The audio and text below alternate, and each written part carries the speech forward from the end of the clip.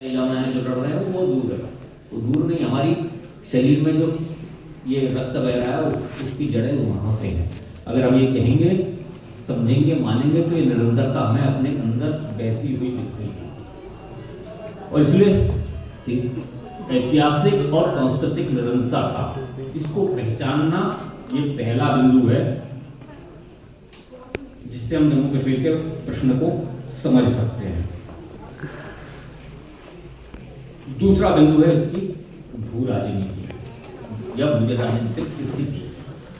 ये तब है, अब इसको 19 का संदर्भ ये नहीं है कि 370 थी और नहीं थी, ये बहुत छोटा सवाल है।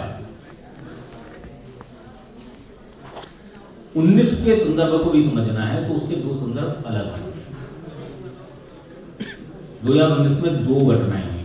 370 के बारे में हम सब बात करते हैं, पहली घटना है, लेकिन उसको ये याद रखना चाहिए कि हम जो बड़े सरल शब्दों में कह देते हैं 370 हट गया, नहीं हटा। 370 है, भारत के संविधान में अभी चक्कर आएगा, अगला एडिशन छपेगा उसमें भी आएगा। 370 छपा नहीं, हटा नहीं, 370 इनऑपरेटिव हुआ है। मतलब ये कि 370 आया क्यों था ये हमें समझना पड़ेगा। ये दवा मुर्दाबाद या राजनीतिक नारेबाजी अलग पक्ष है। 370 आया क्यों? आया इसलिए, जिस पर आगे के सत्रों में चर्चा होगी, इसलिए मैं केवल मुझे बीज वक्तव्य करने के लिए कहा है, बीज रूप में ही कह रहा हूँ। आगे हम लोग 2 दिन साथ हैं, चर्चा कर सकते हैं अलग से, सत्र में भी, सत्र के बाहर भी। आया इसलिए कि भारत का संविधान जम्मू कश्मीर में लागू करना था।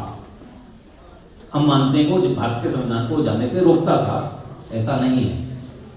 370 भारत के संविधान में इसलिए लाया गया कि भारत के संविधान को जम्मू कश्मीर में जो आवश्यक हिस्सा है वो वहां पर लागू करना था।